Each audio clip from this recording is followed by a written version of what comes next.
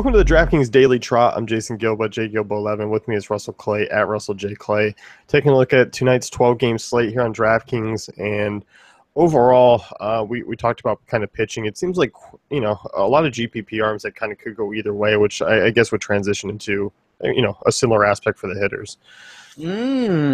Yes, a lot of tournament moves that we could potentially make here. Should make for a really fun and exciting slate.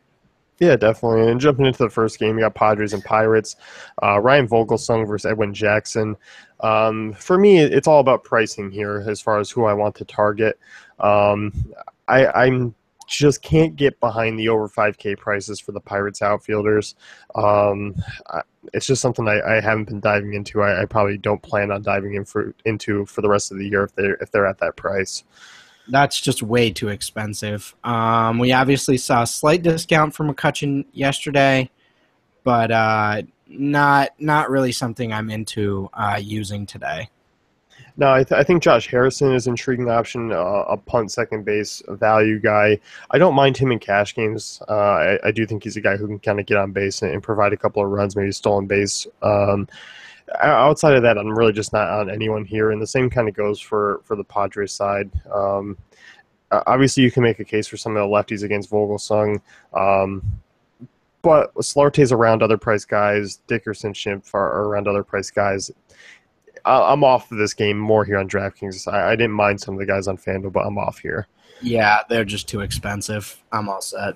So, Rays and Blue Jays, and Blue Jays bats, I mean, some of them are priced up. I mean, obviously Donaldson's more expensive today. Encarnacion's more expensive today. Bautista and Travis, I mean, those are relatively cheaper prices from what we usually get them at. But Blake Snell, I mean, pretty good, talented left-hander. Jays haven't been the most consistent. They're just GPP targets for me just because of their upside. Yeah, it's kind of a bummer about the prices, though. I don't feel as comfortable with them here, even though, it's relatively similar, but I'm not going with Travis tonight. I might look at a Jose Bautista, but overall, yeah, this lineup isn't that appealing to me. What about a Russell Martin or Troy Tulowitzki? I mean, those are dive-down options. I mean, 3-4, 3-2 for those two. Yeah, for me, it's more like if I have that extra spot and it's my last position to fill, maybe I take a look at them. How do I feel about it? Meh, but I know based on cafe value, they like him, so I might play it too low because of that. Mm-hmm. As far as the Rays side, I mean, I like the Forsythe price and Longoria price of 4K and 4-4. Obviously, Happ has been consistent and has limited a lot of damage, but I'm okay with those two guys. They hit lefties very well. I'm definitely fine with using those two. For sure. Next game here, you got the Diamondbacks and Mets, and the one price of the entire slate that really caught me off guard was Paul Goldschmidt at 4K. A very, very cheap price tag for him on DraftKings. I'm certainly okay with just plugging him in a ton, especially because you have Segura and Lamb at 5. I'm just looking at Goldschmidt and just kind of moving on from the Diamondbacks here. Jeez, yeah, I'm not doing Segura at 5, I can tell you that. I mean, I get why Lamb's at 5. Obviously, love the righty splits against a below-average righty, but overall, just Goldschmidt and move on. Yeah, and on the Mets side, I mean, I'm a fan of Ray. Neil Walker is certainly still intriguing. I mean, he's a little priced up here on DraftKings, but I still don't mind him as an option just because he is crushing of late. Certainly in play for me. Looking elsewhere, I mean, Wilmer Flores at 3,200, obviously an intriguing matchup against the lefty, but overall, I'm not excited about this Mets offense. Mm-hmm, for sure. Yankees and Red Sox moving on. Drew Pomeranz and Nathan Eovaldi. Yankees are cheap. The only guys I'll kind of throw out are two right-handers, Starlin Castro, Gary Sanchez, both kind of dive-down options. But I think we can kind of move over and use some Red Sox. Yeah, for sure. Definitely want to look at some Red Sox. Even at this advanced pricing, Xander Bogaerts, a good value in this lineup comparatively. Obviously, one of the cheapest, even against some of the guys in the back of the order. So. I don't mind Hanley, but again, I think you want to go with Ortiz tonight. Yeah, I mean, 5,300. I mean, the one problem I have is because Goldschmidt's price is so low for a guy his caliber. It's just like I found every other first baseman obsolete that I want to use. Yeah, exactly. Yeah. Yeah, even paying Yeah, attention to me over there? You're just lost. lost. Are you looking up Justin Morneau stats ahead of time? Oh, I don't know. I don't know what's going on. As far as the expensive guys, I'm not a big fan of paying up for 5-6 Mookie bets. But as you mentioned, I'm okay with the over 5 OTs. Jackie Bradley Jr. in a little bit of a slump, but I don't mind him at 4,500 in GPPs. Yeah, I do like that. I like it more on FanDuel, but as mentioned, I think you do want some exposure to this Red Sox team tonight, even though they have been struggling of late. Yeah, I think so too. Reds and Cardinals next year. Jaime Garcia versus Anthony DeSclafani. Um, Looking at the Cardinals bats, I mean, they are all relatively cheap. I mean, you look at some of those lefties. Matt Carpenter's at a reasonable price tag. Same thing with Brandon Moss. If you wanted to dive down at first base, Matt Adams at 3,100. I'm okay with the lefties just because DeSclafani struggles with left-handed bats. So I'm more than fine with targeting the lefties there. Yeah, that feels a little expensive to me. I'm okay with Matt Adams though at 31. I think that's a pretty solid price for him. Against Jaime Garcia, I'm not necessarily in on anyone, but I do like Votto's price at 37. I think that's very reasonable, as well as Duvall's. I mean, Piscotty and Holiday, 32 and 3,300. I mean, those are kind of cheap options. Even though it's righty and righty, even though Piscotty and Holiday have kind of struggled against right-handed pitching, I'm okay with taking a GPP flyer on those two. Yeah. Okay. Just given that, there's a solid track record there. I mean, at their prices, it's worth a look for me. And I feel like Piscotty's last name kind of sounds like Oh, here we go. a candy bar of some sort, like Well, an Italian candy bar. well, I think it's, Piscotti. never mind. I'm not diving into this with you. Maybe there's like hardened caramel inside it or something. Yeah. Yeah. My man. Think so. Yeah. Anyway, do you like Adam Duvall at 36? Yeah, he's a guy I don't mind at that price tag. He's certainly intriguing given his power. Just a tournament guy for me. Right. Rockies and Rangers here, and the Rangers bats are priced up like they should be. They're really a steal over on FanDuel, but here they make you work for it a little more. The one guy I continuously have been locking in is Adrian Beltre. His cheap price tag. It really hasn't mattered the fact that he's been facing lefties in good hitting parks. He just continues to stay cheap. So I'm locking in Adrian Beltre. The rest of this team, I don't mind if you can afford them. Because obviously the matchup against De La Rosa is solid. Yeah, for sure. Definitely like Beltre at 42. Everyone else a little. I like Desmond at 44 as well. But beyond that, it's more just tournament guys for me, even with that crazy projected total. Desmond's a solid price. I mean, that's something we usually see him over 5K when he faces a lefty. So I'm definitely okay with him. Lucroy a little expensive, 4.7 for a catcher, but obviously he's had solid numbers here. Definitely. As far as the Rockies go, I don't mind some of the cheaper guys in tournaments like a Rayburn or a Mark Reynolds. Arenado 5.2. It's kind of hard for me to use him at the price when you got other guys cheaper, but I still obviously don't mind the Rockies' best hitter.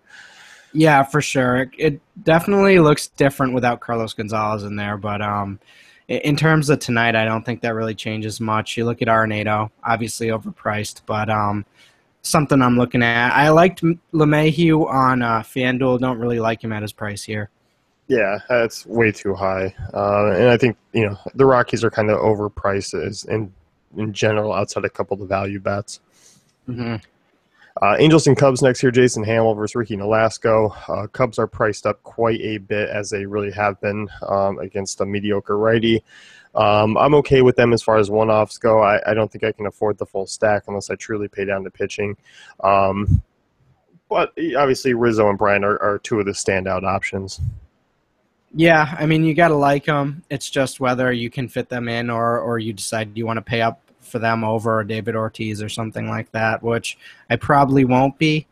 I kind of like the values on FanDuel at the end of this lineup a little more than I do here, so probably not going to be getting too much exposure to the Cubs tonight, even though they are projected for 5 runs. What I mean, you kind of like diving down into the value of the bottom half of the lineup, but same kind of goes here for DraftKings. Not really, no. Okay, that's fair. As far as the Angels go, I mean, I'm not a big fan of using them. They're really limited to about three hitters: Pujols, Trout, and Calhoun, as we constantly say. Um, Hamill has been solid at home. Has been on a nice little stretch here. Angels projected for kind of their usual 3 to 3.5 runs. Just staying away. Yeah, I agree. You do like Trout, but beyond that, pretty solid. Uh, Other than him, you're not really looking at anything, I don't think. Even a Cole Calhoun at 29, I like Hamill tonight. Astros and Twins here. This one's certainly an interesting game just because of two pitchers that definitely have their upside, but obviously there is some downside here too. Um, some of these pitchers or some of these prices I don't mind. I talked about this on FanDuel, but Carlos Correa has been priced down really on both sites here, even more here on DraftKings 4-1. Him and Evan Gadd is kind of two prices that catch my eye, so I don't mind using them. I'm not really on paying up over 5K for Altuve. Springer at a decent price tag, but overall, I'm just kind of limiting my exposure to this game as far as hitters go. Yeah, I agree. It it's not really appealing in terms of a price perspective, and just overall, I just think the pitchers in this matchup make this really weird, a really weird game. Yeah, and like the Twins pricing, right? I like Dozier's price on FanDuel, 5K. I mean, obviously he's facing a lefty, which always makes him intriguing. It's just a lot for a guy facing a guy of Keuchel's kind of status and the way he's pitched, of late. Miguel Sano, though, I'll definitely take a shot on 4,200. That's who I was looking at too. I think you can definitely take a tournament shot on him at 42. But beyond that, really, really getting weird. Yeah, definitely. So I think that game is just kind of going to be one giant GPP game. Right, exactly. Braves and Brewers next year. Chase Anderson versus Joe De La Cruz. Braves prices are much more manageable here. I'm okay with the Freeman and Matt Kemp. I think the other ones are definitely overpriced, especially Markakis, 5,200. I don't know what the hell happened there. And same thing with Incayarte, 46. It's just, Freeman and Kemp for me on the Braves side. Yeah, absolutely. I think in terms of those prices, Markakis is really weird. Adonis Garcia is really weird. I get that Chase Anderson is a below average pitcher, but that's just a little excessive to me. I do like Freeman at 44, and I'm okay with Kemp at 43 as well in tournaments. But Freeman's really the only guy I'm looking at in cash. Yeah, I think so too. And on the Brewers side, I mean, obviously Braun and Villar are priced up quite a bit. I don't mind Scooter there or Arcia. I mean, obviously two cheap middle infield options against a fairly weak righty at home. I'm okay with using the Brewers here, but obviously you got to pay up for those high upside guys. Definitely. White Sox and Royals, and this one, I mean, we talked about it as being a projected low-scoring game, and I definitely agree with kind of what everything's saying as far as Vegas goes.